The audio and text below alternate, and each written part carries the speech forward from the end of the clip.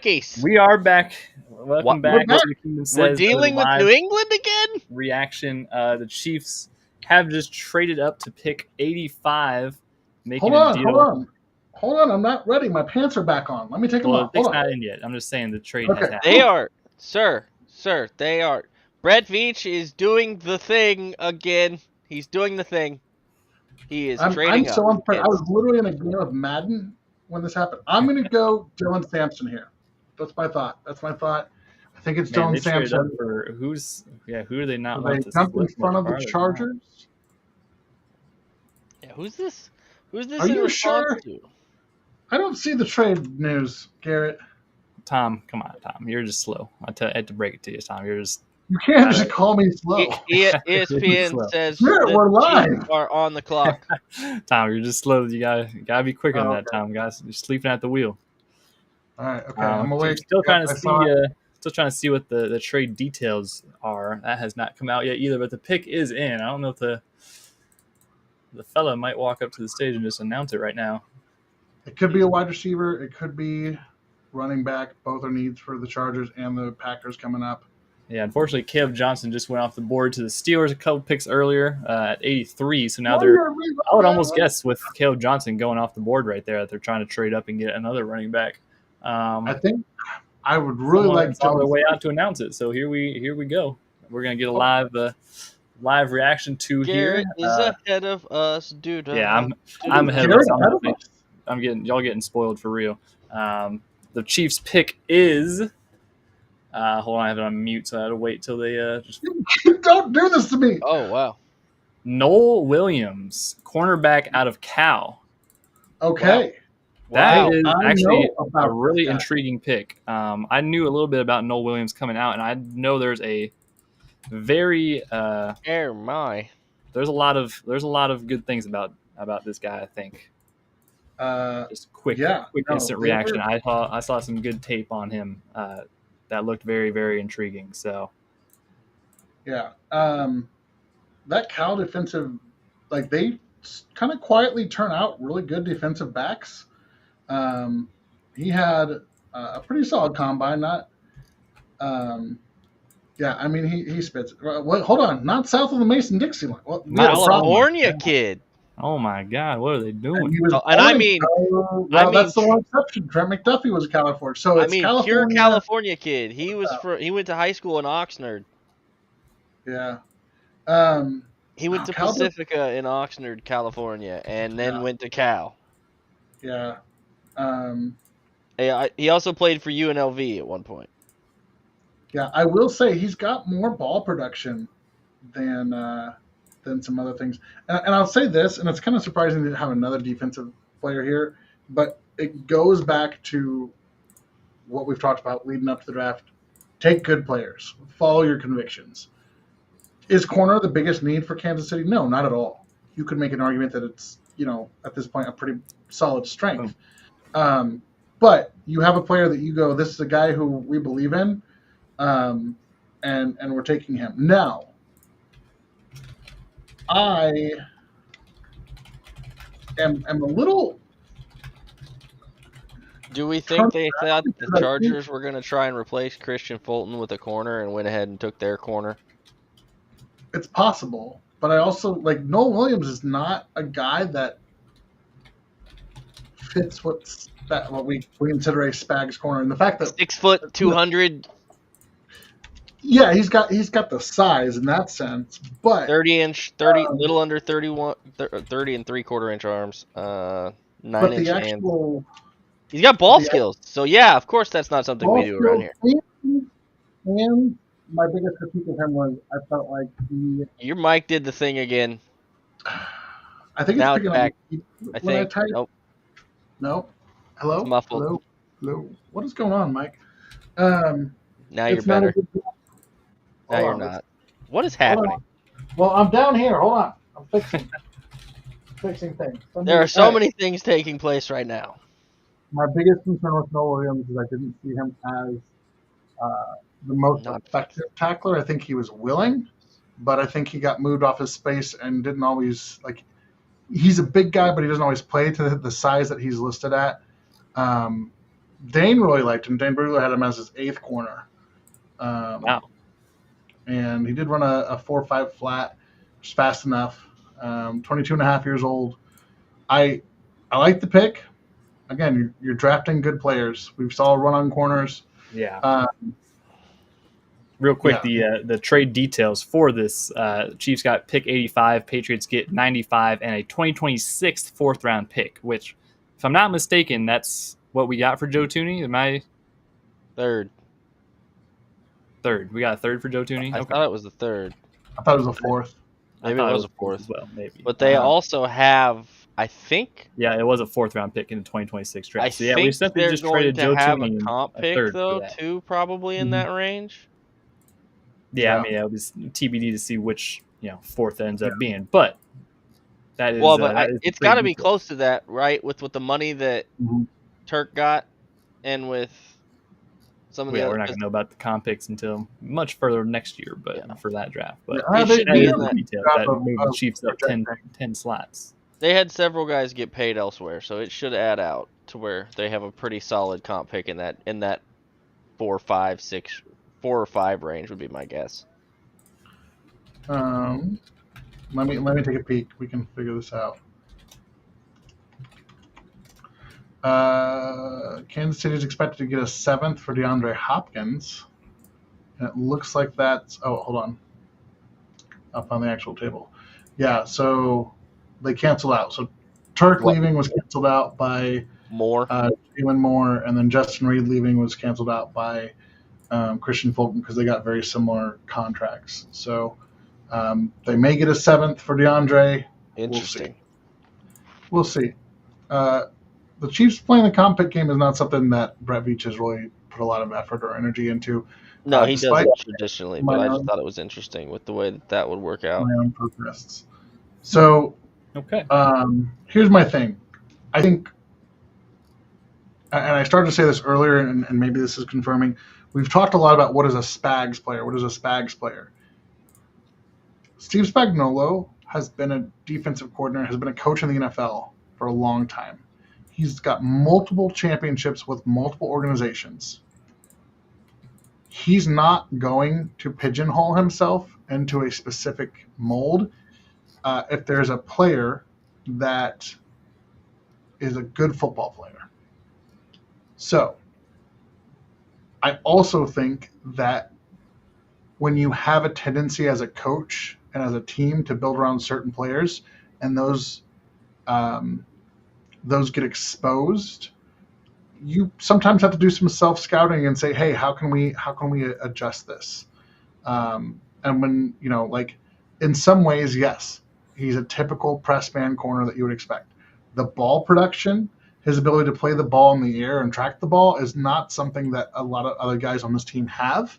And I think when we've seen some of those plays where the Chiefs have been beaten downfield because our defensive back loses track of the ball in the lights or doesn't get his head turned around, I think that's what you're looking at, and you're saying, hey, let's get somebody who can do something a little bit different so we can match up better with these areas that have been a weak spot for us. So I definitely need to go watch some more of Noah Williams just because, again, he didn't – the ball production and the tackling,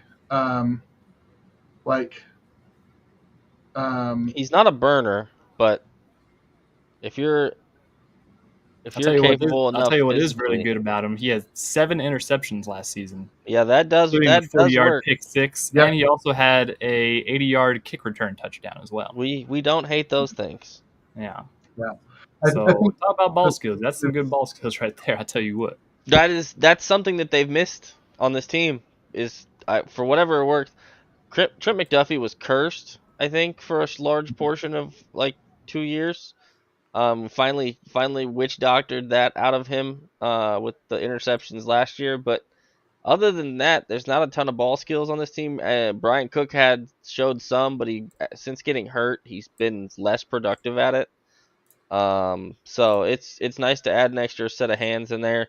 And they like taking corners in this 3, 4, 5 range and giving them to Mr. Merritt and giving them to Steve Spagnuolo and saying, make it work, fix it, mold it how you want it, and just ball of claying these kids, and they've had great success with doing it. So yeah, it's a fun pickup. I think it's a good pickup. I think it's definitely long term, like we've talked about a lot. It seemed like corner was going to be something that the Chiefs were definitely going to address, being that most of their secondary is not under contract next year.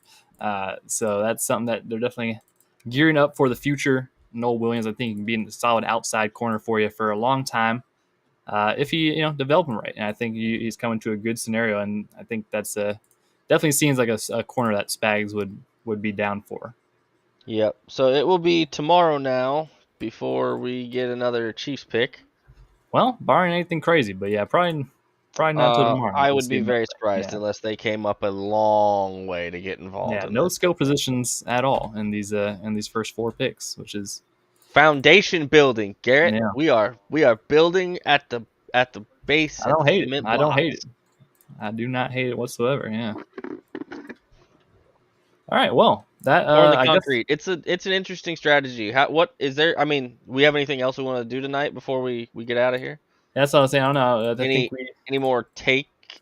Any more takes? Tom, you got any more takes? What we think they may look at doing tomorrow? Yeah. So what is obviously skill positions are still very much on the board, I'd say. Yeah, I think they've got to circle back to offense at some point. But this may also be – I mean, there's just a lot of defense in this class. They've got 133, 164.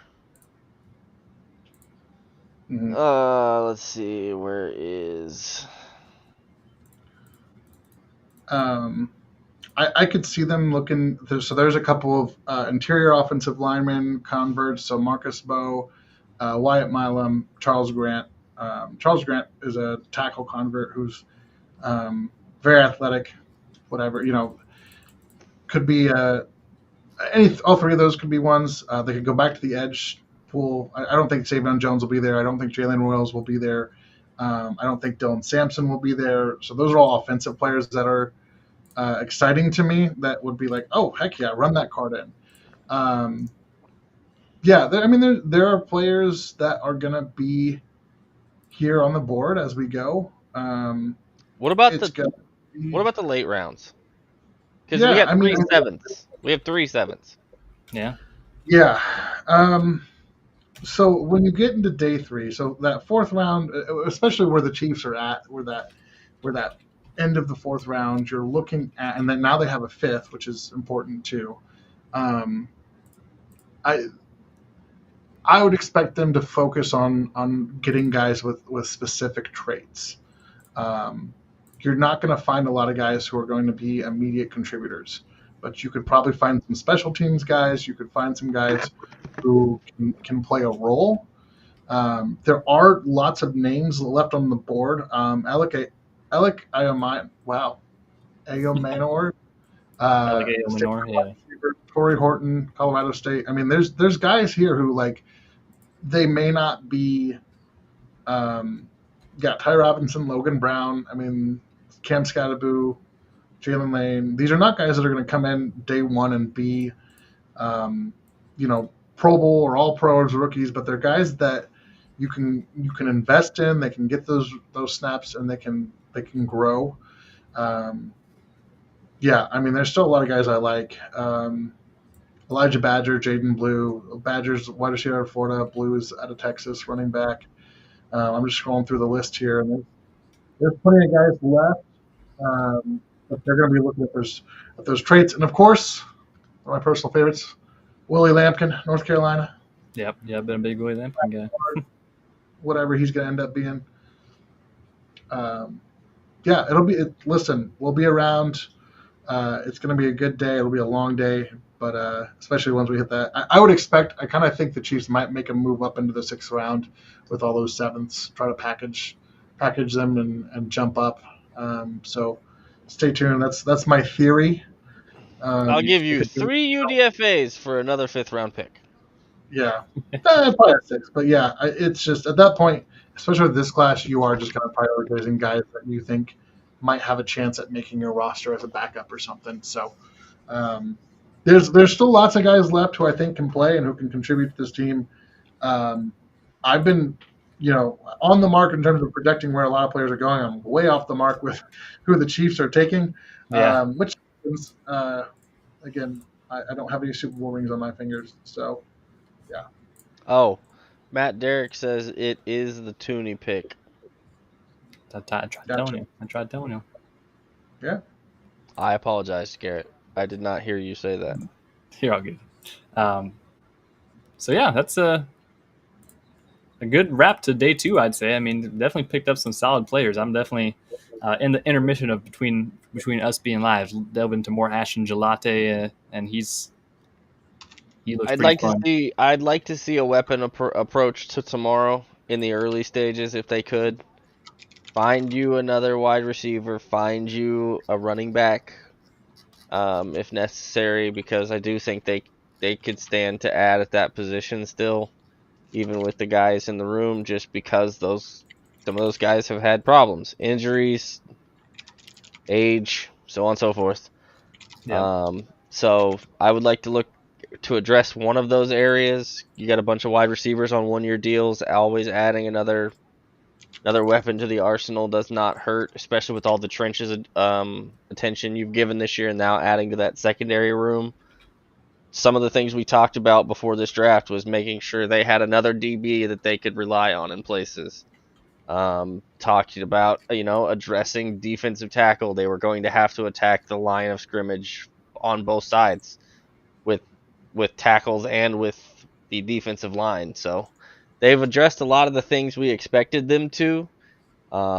It's just now what's kind of left for me, and that's where I'd like to see them go. They've done all the other stuff. I think there's a lot of guys in these next couple of rounds at those positions that are all you can kind of pick whatever version you want. There's a bunch of guys that are really close in this grouping of those positions, wide receivers and running backs in these next couple of rounds that are all kind of similar and have similar ceilings, maybe different skill sets. So I'm interested to see what they do.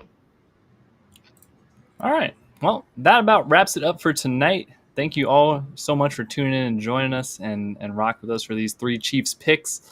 Definitely going to be a lot more analysis and everything like that. Sorry. Yeah, what up, Tank?